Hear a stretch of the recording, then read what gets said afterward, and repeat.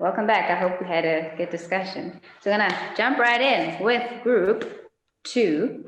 So the way I'm gonna structure today, so that everyone gets a nice, share of time, we're gonna structure it like 10 minutes per group. Obviously, you don't have to use all of the 10 minutes, but just so that everyone has a fair amount. So when I start saying time or something, you don't feel like I'm cutting you off unfairly. Okay. So let's start with group two.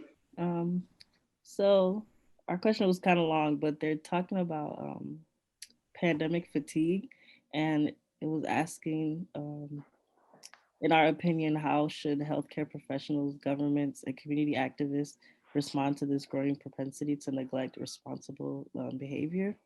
And overall, we kind of discussed how when there's so much confusion about a pandemic or like the seriousness of a virus, people tend to underestimate like the severity of it, and they start to underestimate like how likely it can come into their own personal life or how likely they can um, come into contact with the virus. And so because of that, um, it kind of leads to them like not wanting to wear masks or not wanting to social distance. But like honestly, like in Michigan alone, like we've had rules where like people get fined if they don't follow it and stuff like that, but people just still don't take it seriously. There's a lot of pushback. And so it's kind of hard to implement these rules when you're like, no matter what, somebody is not going to follow it because they're just tired of what's going on. And they really like, they just, I don't know, they just don't want to listen basically. So yeah. Yeah, no, that's true. I think it is difficult to sort of like force anyone to do anything, and yet it impacts all of us if people are not going to, participate with making sure that everyone is wearing a mask, sanitizing, all those things. Were there any other thoughts with group two about were there any oppositions to whether or not it's necessary to quote unquote proper behavior, whatever that means, in terms of ensuring safety during COVID? I think it was just like an observation that like people have just kind of become like nonchalant with regards to the effects of the pandemic. So I was telling like my group members, I was walking to the mall and this kind of bar that I thought had closed down during the pandemic was actually closed down just for renovations and it's open again. And people are just like sitting there, just like drinking, and there's like, um, no one was wearing masks, and like the tables are exactly how they were. They haven't been like spread out as per the regulations. People are starting to become lax, restaurants in particular.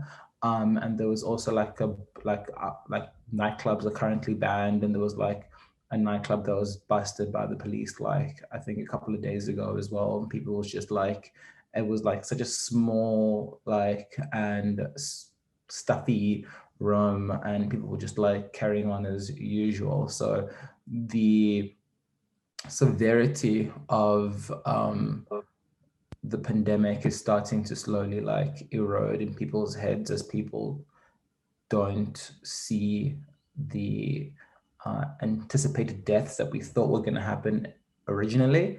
And that is leading people to start to become lax about strictly following the rules, and also starting to question whether it's a real pandemic or not as well. Yeah, because I mean, I find that sometimes people, and when I say sometimes, I'm also including myself, where you walk in the park and you're like, I don't need to wear a mask, and that person is far from me, or whatever the case is. So you start to also internalize some of the laxness of the whole thing. And yeah, Um, I all just right. want to add too that like the annoying thing about this is that the people who are protesting against their rights to like not wear a mask are the people who have the privilege to do so. And I was telling my members, my group members, how there was literally a plot to kidnap our governor in Michigan, just because of how she's been approaching like the virus and like all the lockdowns and rules that she's made. And like, it's just the fact that they have the privilege to do this. If it was anybody else, we would have been either killed on site or like arrested on site, but like these people just get away with so much. Like I think there's like formed militias somewhere up north in Michigan, and like they're just giving so much pushback, and it's very stressful. Yeah, yeah. And that, people are dying. People are still dying. And it's very disheartening when when privileged protesters, if I can call them that, just don't take that into consideration. Yeah. Okay. Thank you, group 2. Like I said, I'm going to try and move as swiftly as I can today so that we can have a proper closing. I'm going to move on to group 4, please, if you can share with us what you were discussing. Sounds good. Yeah. So this is something that I think it's quite ironic that I was put in a group discussing the environmental impacts of COVID-19. I work in environmental justice in my everyday life, and this is something that we talk about all the time. And I think what's like a really important context in discussing this question is I think that there are a few things, but I think like my most important point is that blaming climate change or climate crisis that we have found ourselves in on single individual actions is an inaccurate assignment of guilt and blame and responsibility for the climate crisis. Since 1988, only 100 companies are responsible for 71 to 80% of global emissions. And since I think like 1992 or so, those companies, because of conglomeration culture, have actually like become like these mega companies around the globe, and they are responsible for a majority of climate change. So while it's important to keep doing like your civic, like individual duty of like riding your bike to work instead, or using reusable goods or recycled goods, doing those things are not going to inherently solve the climate crisis. And something that one of my group members brought up, I think it was Zama, who said that we use the climate crisis, or the government has used the climate crisis as a reason then to not give appropriate PPE to folks. And so despite like their responsibility for causing the climate crisis and perpetuating those circumstances, they're also using that to continue their inaction and to continue not giving protection to the people that rightfully deserve it. And I think like starting at COVID as a cause for the degradation of our planet, or not creating a clean, safe, and well-preserved world, as the question entails, is an inappropriate place to start that conversation. COVID-19 is as bad as it is because of the climate crisis and because of climate change. We are only heading into a world that will be plagued with more and more pandemics that is a direct result of climate change, not a cause of climate change. And so like I understand like the intention of this question, and one-time medical gear and the high production rate of plastics concerns me too, but it's only a symptom of a much larger problem that we have all been a part of in small ways, but we are not the ones that are responsible for creating this like absolutely abhorrent circumstance that we found ourselves in. And so I think like talking about it in these terms, again, is an inaccurate assignment of responsibility. And if we talk about it like it's our fault for using single-use things, we're not going to get to the large-scale solutions that we need. We need large corporations to take responsibility for the way that they're ruining the planet for all of us, and how what they are doing disproportionately affects minority populations, in the same way that COVID impacts minority populations at a greater rate as well. That isn't a coincidence. COVID is a symptom of the climate crisis. So, yeah. All right. Thank you. Were there any thoughts on that? Because I mean, I had a few questions as you were talking. Anything else that the group had discussed about that? Because I'm curious about, how then, I mean, beyond the big corporations being the ones who take charge of ensuring that we are actually using, biodegradable things, how else, can we imagine into solving the problem? Because often I'm not too sure that these big organizations even care. I mean, they do, but do they really? You know what I mean? So how else can we imagine into a shift from our part, I suppose? Anyway, you don't have to answer it directly, but that's a question that's floating about in my brain. If we still have time for, we did talk about 5 minutes. Okay, 5 minutes, cool. Yeah. We did talk about a bit about that. When it comes to like pressuring these organizations, it's a matter of what they provide for enough people that people care enough about not to do anything. Like Hala mentioned fast fashion. If an organization that's causing a lot of pollution has a close connection to fast, cheap clothing in society as a pressure on good fashion, and you benefit from wearing good fashion, you're not exactly too inclined to care too much about what tree you're burning, especially if politicians can undermine it, make it seem benign. And then I believe Sabello kind of mentioned there's a lack of funding. There's a failure in terms of government and pulling funding together in order to push into mass projects that can increase the amount of recycling and motivate cyclical economies where we're able to reuse more things. Yeah. And I think what, sorry, yes? No, I wasn't sorry. Go ahead. A supplemental. Yeah, sure. No, I'm just saying, like, I think you're bringing up again in my brain as you're talking. I'm thinking about it almost sounds like a clash of moral philosophy. I mean, I'm not a philosopher. I believe we have a philosopher amongst us, but it's like a clash because on one hand you have people who will talk about, fast fashion, but it's not just fast fashion. It's making sure that people are clothed with dignity and this and that. So everyone has a reason as to why they're doing what they do, and they'll use some kind of moral reasoning to convince that it benefits a certain population of people, aka you could argue that some people can't afford whatever they can't afford, and therefore we need to produce it in mass, even though it is killing the environment. And then you have the environmentalists pushing back against that. So again, it's just these issues are so become so complicated. I think it is philosophical.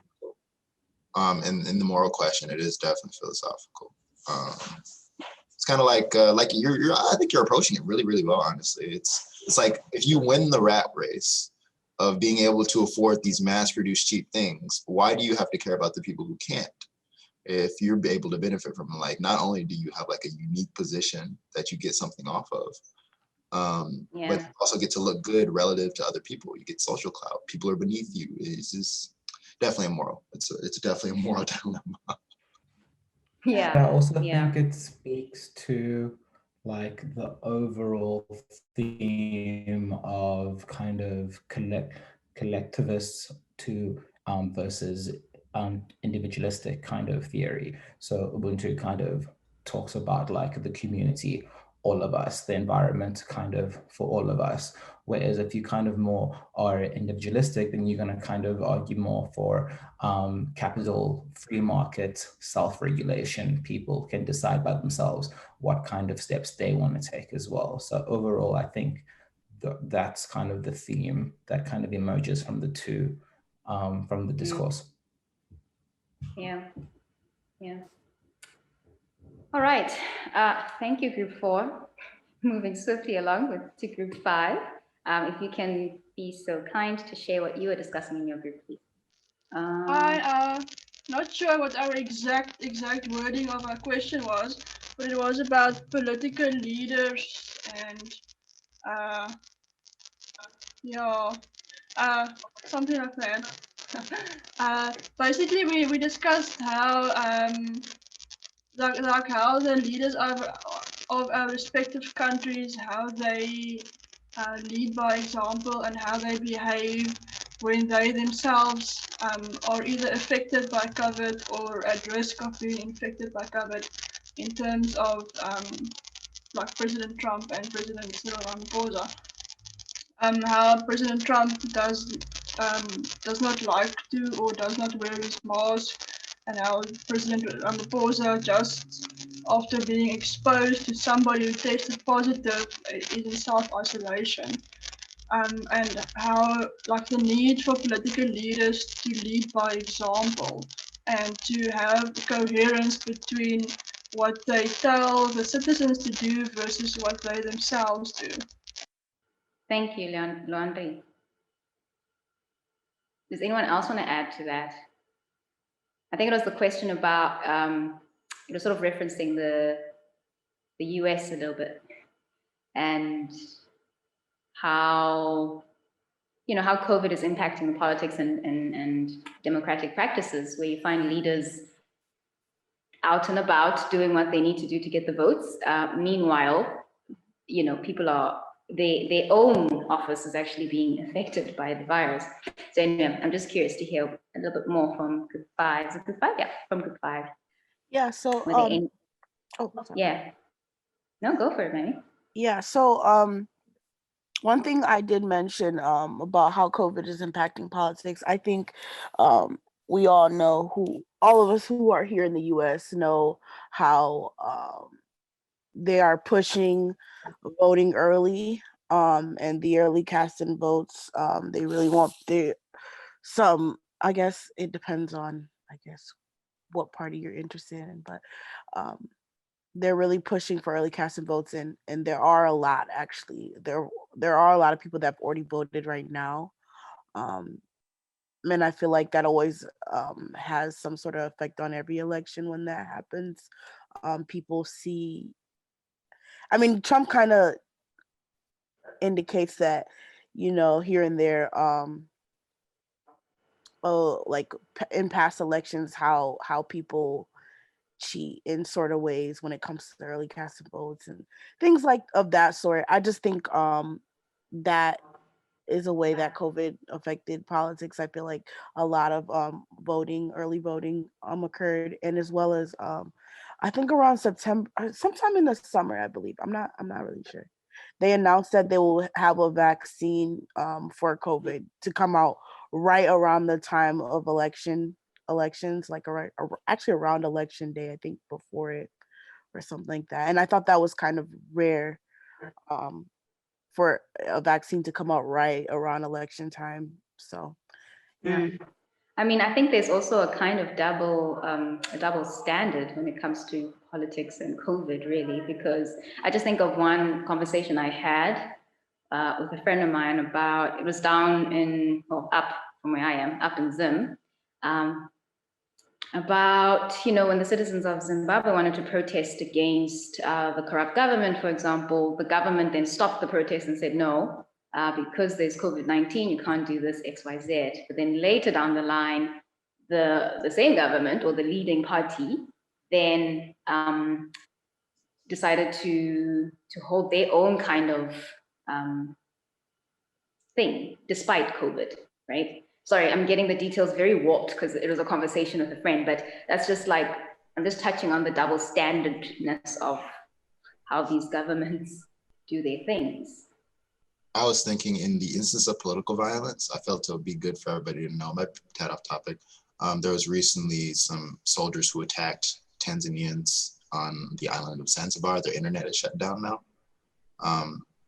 And there's been some issues in regards to COVID. it's a contentious issue. There's like protests on Zanzibar. The internet is shut down, and it's been off since like about a day and a half ago. So we'll see how this goes. Yeah. I mean, so I'm trying not to get too emotional because I should be neutral as a facilitator. But these are real issues, and people. Yeah. I don't know if anyone wants to add or say anything, but I'm gonna, if no one has anything to say at this point, I'm going to give room for the chats. So I'm between Eugenio and Philip. Yeah. Philip, yeah, take it away, please. We have some comments here about the militias in Michigan. And Javon says that there's a lot of them, and they're mostly white, and some are actually pretty cool. That's really interesting for me. That's the first time I've heard them described like that, but knowledge is important. Nicole says a huge amount, and I've grown since the 80s, and she thinks it's scary. There is something besides the militia that Hala talks about. I guess it's in relation to economic disparities, and maybe you'll explain a little bit more, Hala. One pair of new jeans equate 10 years of drinking water. for one person.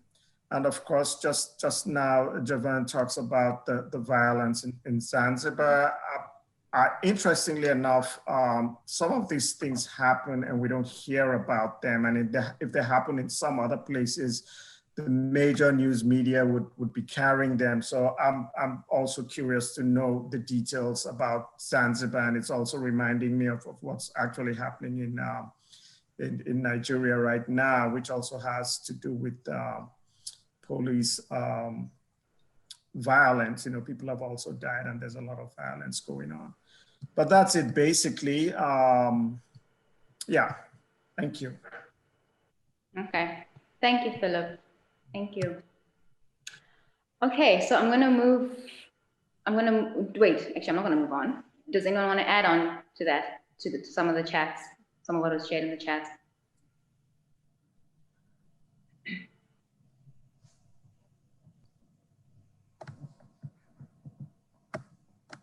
Can I just, sorry, Derek, I don't mean to interrupt, but here's also something that I think adds a lot of substance to some of the stuff that I just said. And again, it's coming from Hala, and she said, yes, certainly. And I think, and this is, I guess, a follow-up to her last statement about one new pair of jeans equating 10 years of drinking water. She said, and I think the takeaway from stats like that is that the larger capitalist system that perpetuates the climate crisis benefits from giving us no other choice than participating. But there are equitable, accessible ways that everyone should be able to meet their needs. The safe, sustainable future that we all deserve is possible. The 1% benefits from us. The 1% benefits from us, believe it isn't. I'll say that again, the safe, sustainable future that we all deserve is possible.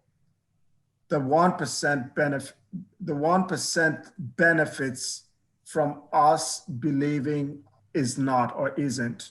Did I read that well, Hala? Maybe you'll read I know you were probably writing fast, under the circumstances, but yeah, I thought because that's quite comprehensive, it was necessary to read it. Yeah. Thank you, Hala. Thank you, Philip. I'm going to move on now to group one. If group one could come, yeah, please share what you were discussing in your group. I was in group one, and our question was basically if there's another lockdown, how should it be implemented in light of the social issues already mentioned, which like the issues where unemployment, starvation, poor healthcare, gender-based violence, broken infrastructure, and injustice. And we could not come up with a way of like the best implementation, I think, because there's so many layers to it. But we talked a lot about how like level 5 was in South Africa and how that was implemented, and then how things are implemented here at its worst and what shouldn't be done again. So we were talking mostly about how like families probably wouldn't survive another lockdown like the ones that we had, economic wise and just also social wise. I think it's hard for a lot of us socially to be in lockdown like this. And so yeah, that was like the main gist of what we talked about. Yeah, thank you, Justice. Does anyone want to say anything in addition to what Justice just shared from group one? Can I, if the group doesn't have anything else to say, sure. I want to make a comment on the topic of how like households not surviving. In the United States, there has been one of the biggest, if not the biggest, eviction process in United States history, and a complete systematic failure in regards to the issue of people living or people falling into financial crisis after the loss of one substantial paycheck. It is absolutely true, and it's going to be used as a political tool here. And what sucks is we don't have the ability to move in a functional, well-educated fashion that allows people to still be productive in a way so they can feed themselves, which is a capitalistic nightmare itself. because we shouldn't have to do that as one of the most dominant imperial countries in the world with all that we steal. It's definitely frustrating. And I've seen a lot of people. It's gonna go down very soon. I think I'm just going to pick from what Justice said. I may have heard it incorrectly, but you'll correct me if I'm wrong. But I think you said, it was very difficult for you to, come up with suggestions and ways that, how to combat the situation should it be, dire. But I think you also mentioned how not to do things, based on what has happened. Could you and your group members maybe expand a little bit more on that? What were some of the things you were discussing around the what not to do again, So we kind of talked about how Annalise was saying like things were shut down, like people weren't allowed to leave at all. Like people couldn't leave to do a single thing. If you wanted to walk, you wanted to go to the grocery store, you couldn't do any of that. And I know there were areas in the United States where they were putting in martial law.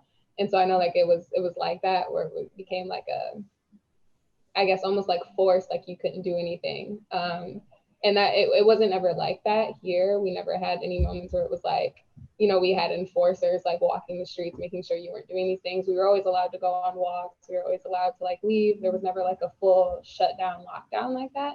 And so I was thinking that, that's not the way to do it, of like, putting in martial law, enforcing people to stay home in a way that's almost violent or opens up ways for people to be violent. And I think also something that happened here as well, when things were at their worst point, you couldn't get clothes from stores because you were still allowed to go to the store, but they were barring off certain things that they didn't feel were necessities. So you couldn't get clothes or anything like that. And that was limiting for a lot of poor families when their kids need clothes, so that was hard. Like for my mom, it was hard for her. She couldn't get my sisters any more clothes, even if they needed something, if like she needs to go get underwear for her kids or whatever, she can't do that. And so things like that, like limitations like that on the surface, like, oh, well, now people can't go shopping.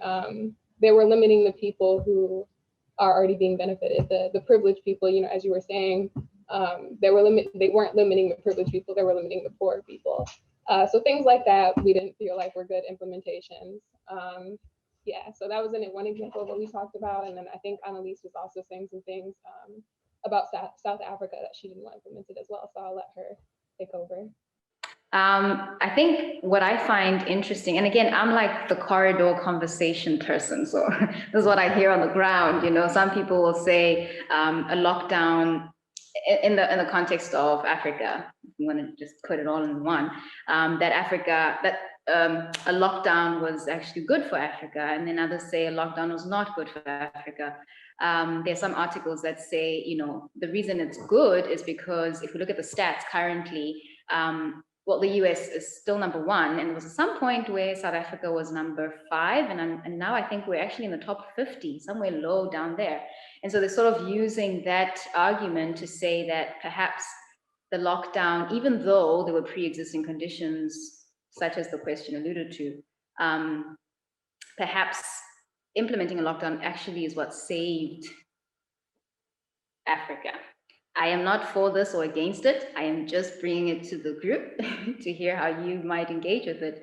But, and then there are those who think, no, things can afford to be done differently. If we compare it to America, for instance, being number 1 at the moment, and like you're saying, Justice, that, you didn't necessarily have strict, no one beating you down with a stick to say to stay in your house or whatever the case is. And so some would argue that because of that, the stats increase.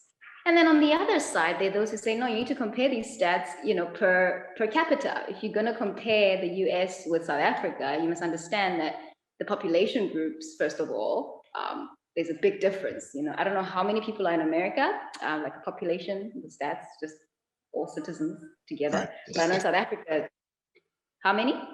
356 million. Yeah, close to 400 million. Yeah, that's quite a lot compared to South Africa. It's roughly 60, maybe a little over 60 million people. And so if you want to compare stats like that, there's no one way of dissecting this animal. So anyway, I'm just here to throw things at you. Lorraine, Someone is saying something. Yes, Annalise. Annalise. I Yes. just want to say, like, personally for me, I agree with you, Mm. like the lockdown in South Africa, it is pros and cons. But Sure. unfortunately, the cons are more than the pros, in my personal opinion. Like if I look at the education system, the lockdown actually, or the whole COVID thing, just showed light on the differences between people who have money or schools who have money and other schools who are poor. So yes, the lockdown were good, and it also had its cons. Yeah. I also want to jump Yeah. in there. Thank you. To support Annalise's statement that in terms of pros and cons, I think there was a lot more cons depending on your social status economically. And for me, having gone to two very different schools, primary school and high school, and then high school where it was private school altogether. Primary school was a public school.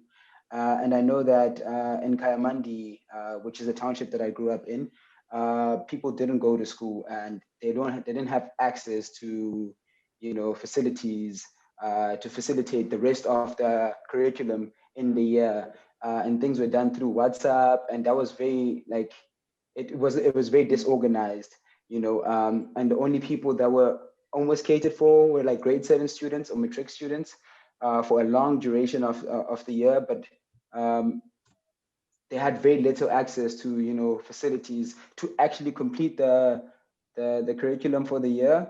And the high school that I went to, things open up very, very quickly because people have access to all facilities at home, your tablets, internet, very good internet connection. But also matric students in South Africa, the ones who are graduating to go to university, didn't have access to facilities to apply for university. Information onto how to apply to university because everything was closed down. You couldn't go to an internet cafe anywhere, and it's very difficult to apply for university using a phone because there's so many restrictions on what a browser can do on a phone. And so, some university students have to take that upon themselves. But then there's more restrictions on that because their parents are not working and they're not getting, income to support other things. You only get money enough for food to sustain you for a duration, not entire month. But then they still have to pay a fee to apply to university, which is quite steep. And I know in Pretoria, it's like around 350, and people were being given 350 by the government, to support them. But then a university is asking set families of large groups to pay 350 to apply to university. And that disparity could only be seen if you are, poor or a rich, because a rich person is not going to wonder, what's 350 going to do, but someone from a similar background as me, coming from Kayamandi or rural Eastern Cape or KwaZulu-Natal or Mpumalanga, can't pay 350 to apply to university when they don't even have money for food, And in Stellenbosch, you can't pay 100 Rand to go to university if you can't sustain your family. So there was a lot of differences that it had, the lockdown in terms of people having access to work, schooling, and a whole lot of other things, healthcare. So there's a whole lot of things that you could certainly see in terms of how rich you are as a person and how poor you are and the privileges that comes with that. Yeah. Thank you, Landiso. I think it goes back to what Justice opened up with to say it was very difficult to come to, one solution. But also what I'm hearing is as much as, lockdown sort of may have served in terms of not spreading the virus, but if anything, it almost made everything else collapse because the systems are not connected. That's also another frustrating thing. They're just not connected. And I can give one example. It's just home affairs, for example. In South Africa, I don't know if it's like that globally, but if you're an international student and say your visa expires and you need to apply for a visa, you need to first go to Home Affairs and get a special permission, but then you also have to go to VFS, which has its own system, and those are the people that give you the visas, but those two offices they don't work together. So where one is open and the other is closed, you can't move forward. So it just becomes very disjointed and frustrating. On that note, I have to move on to the last group, group 3, so that we can give them a fair chance to speak back to what they were talking about. And I'm aware, Philip, I don't know, would you like to get onto the chats now, or should I move on to group 3?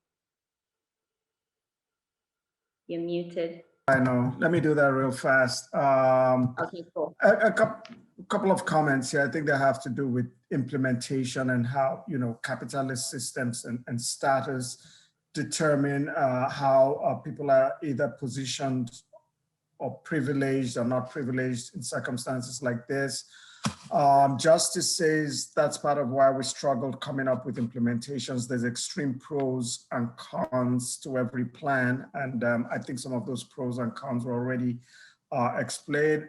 Henri says, speaking to Annalise, even online learning has been a privilege for many, but it overshadowed so many who could not enjoy the luxury of studying in a conducive study environment. I still disagree with online learning because it will keep the wealthy man at the start of the race, and those who cannot, unfortunately, have to play the catch-up game for a long time. And Annalise says, speaking to Justice, I agree, when making plans, one needs to consider all the pros and cons. People in power, government, or even policy making need to speak to people on the ground, people like us. Right, that's it. Yeah. Thank you, Philip, and thank you to everyone who put that on the chat. I'd like to move on to group 3, which is the final group. And then we're gonna move into our closing. So before we get there, group 3, please just share with us what you were discussing.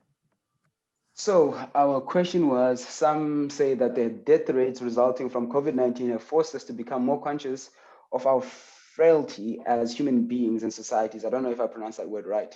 How do restrictions on social gatherings like funerals, weddings, baby showers, etc., make us think differently about what it means to be alive and our interconnections as human beings? And this, to start off, this speaks exactly to what Carlton was saying, going home to see his family because he hasn't seen his family in a long time. So we discussed, our interconnections as human and how important that is. Because, some of us are living in student environments, and we may have some connections here and there where we have a lot of people in a space, but being closed off in Sadelo, can you please turn off your mute your phone, or so I can catch you. But anyway, so mental health issues came along because people were sort of closed off. Those connections with people that you have, your support structures that you don't have with your friends, social gatherings, which also help you, de-stress from a lot of, pressures that you may have as a student, worker, or otherwise. And speaking about funerals, I think I'm the only one who jumped onto the funerals.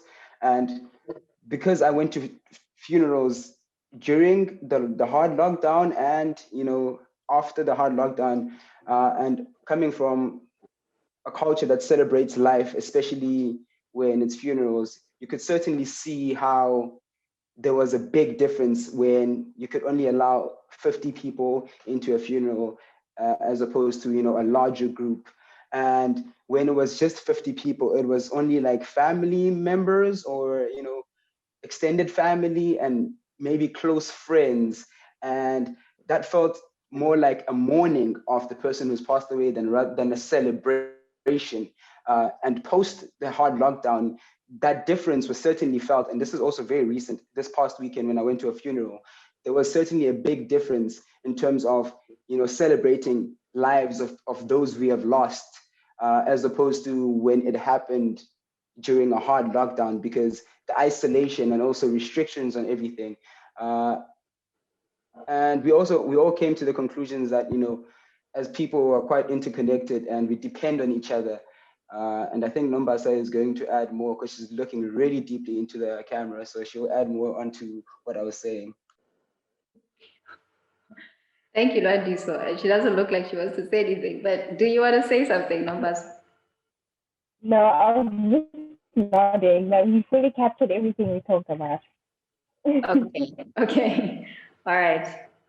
Anyone else would like to add from group 3?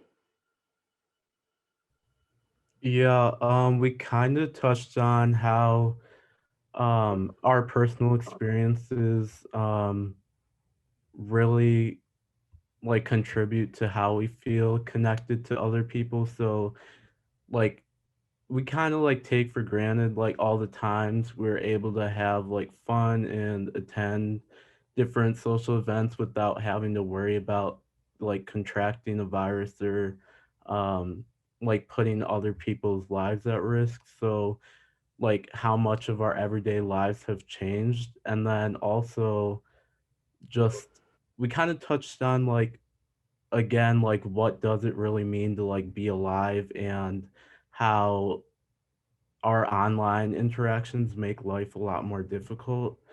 And then also like just like what we're doing during the pandemic. So like a lot of us thought that we had to be like very overproductive and contribute to this kind of like hustle culture, but in like reality it's really okay to feel lonely and frustrated during this time and just acknowledge that we are living in a pandemic and how like humans really are frail and like again acknowledging how the virus has affected all of us in different ways.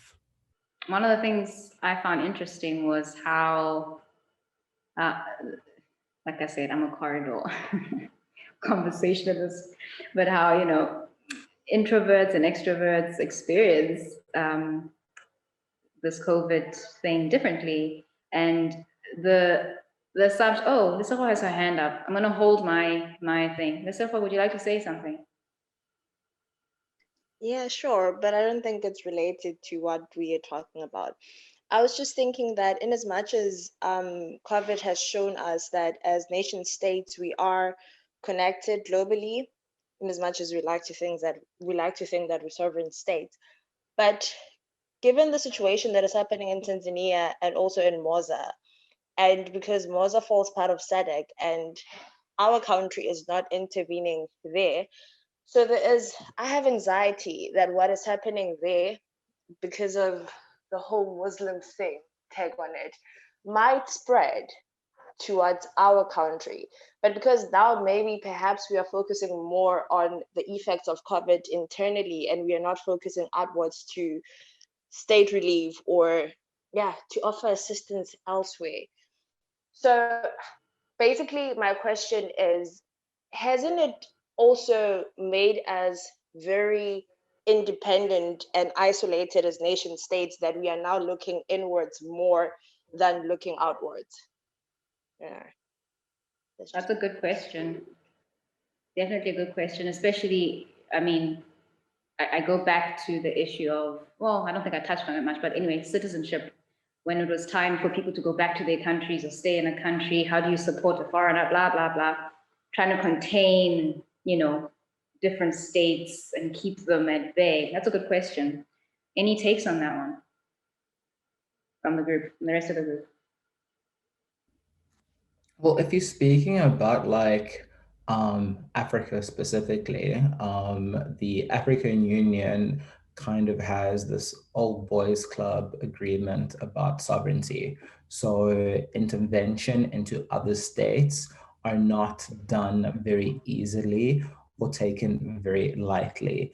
However, this tacit kind of agreement lets other actors then come into play who don't always have the interests of the intervening party at hand. So with regards to Mozambique, although they actually form part of the Security Council, they asked France for military aid in terms of like the insurgents in their company.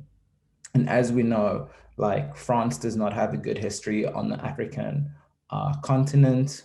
And the countries, or rather the companies that seek to benefit the most from Mozambique's recently discovered oil reserves are also a lot of fossil fuel conglomerates that are based in France and Britain. So when you ask a country that has companies that are seeing material self-interest, and those companies also contribute largely to your own GDP, and you also want that country's army to come and intervene, it's got like, there's so many intervening and what's the word I'm looking for? Like the forces aren't balanced. So, and if you just look at history with regards to Europe just intervening in Africa, it never ends well, just like how America intervenes in the Middle East. So I think that's just how governance is done on the African continent. Same thing happened in Libya as well, although over there dialogue was explored first, although it was slightly different. But sovereignty always comes up in any conversations in the African Union, and they are very wary of intervening in states. And I think that's partially because of colonialism and in the history. We haven't really found a way of working together. My thing is, but if that state itself that is part of the AU is failing to kind of control its own internal affairs, and at some point there will be a spillover, obviously, because people are being displaced, and when people are being displaced, they will migrate out of the country towards us, and then now we're going to have the problem with foreigners in our country. What do we do with them? So in order for it not to get to that point, then I think as a nation, even though we are part of that whole entire agreement in Africa that every state is sovereign or whatever, we still have to find a way to intervene, not intervene when it's already late and we are, yeah, no, yeah. I think it's the same thing that happened when we had to intervene in Zimbabwe as well. We used the methods of quiet diplomacy over there as well. So African governance and governments rather, they've just got this agreement that just exists for such a long time, and yeah. See, here's the thing. I get the Zimbabwe situation that maybe we might not have been able to intervene. But the Moza thing is quite different because now the power in certain regions in Mozambique is not under, those regions are not under government control. So for us to intervene is for them to get back control of the land that has been occupied by these militias. Yes, I'm hearing this. Yeah. Yeah, I it's definitely an interesting conversation, but I see Lyrico saying something. Sorry, I would be going way over my head if I think I can sort of chime into the conversation that's happening, but I think you're raising an important question, Nsefa, which is worth a discussion. And that actually brings me into, or closer to the end, but before we get there, to the actual end, there are just a few things that I'd like to announce. The first being next week, Thursday, whether or not we are keen to continue these conversations. It is informal. You don't have to, the structure will be very relaxed. It's not anything formal or anything of the sort, but if you'd like to have a similar space like this one, Zoom, Thursday, 5th of November, I don't know if we can indicate it. I just need an indication of whether or not that's a space you'd like to have next week. How should we indicate this? Should we, I see thumbs up. I see celebrations. Okay, 1, 2, 3, 4, 5, 6, 7, 8. I do plan on launching next week, just like I did this week. So whoever is able to join and want to will be here. Okay, so the space will be available. Same time, yes? So I'm asking because it's I think it's a team effort at this point. Yes, at the same time. Okay. And the same link will be available for next week, Thursday. And Absolutely. then, Everything will remain the same. okay, fantastic. Thank you. I think Mami and Mavis have already gone, and I think Javon also indicated that he might need to leave early. So I'm aware, Javon, if you need to slip away. Good. You're good. Okay. Okay. The next thing is I'm gonna just copy and paste a link in the chat. That is a survey that that Mojadi has conducted on behalf of the team. And if you don't mind, I mean, we can send this on email as well. Yes, Mojadi. But if you don't mind, you can already link yourself onto this link. Wow, English, guys, it's failing. Doesn't love me. You can just fill it in. The sooner the better. So if you can do it like as soon as we leave here, just so that because it's still fresh in your head and so on and so forth. There's the link. I think everyone is seeing it. It's just a survey to help us improve on the dialogues for the next time. It's anonymous, so you don't need to worry about whether or not your name will be visible, and be as open and frank, but not too brutal as possible.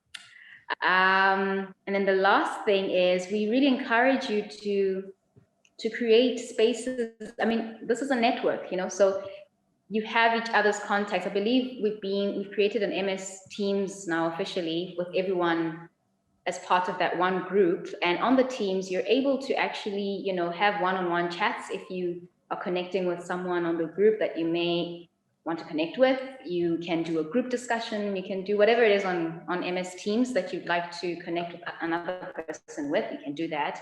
And we encourage this to go beyond the Ubuntu dialogues. If you want to start a project with someone, this is part of why we are having some of these dialogues, so that we're not just all talk and no bite or no play. So, I mean, no bite. So we encourage you to also, yeah, take advantage of the connections you're making here.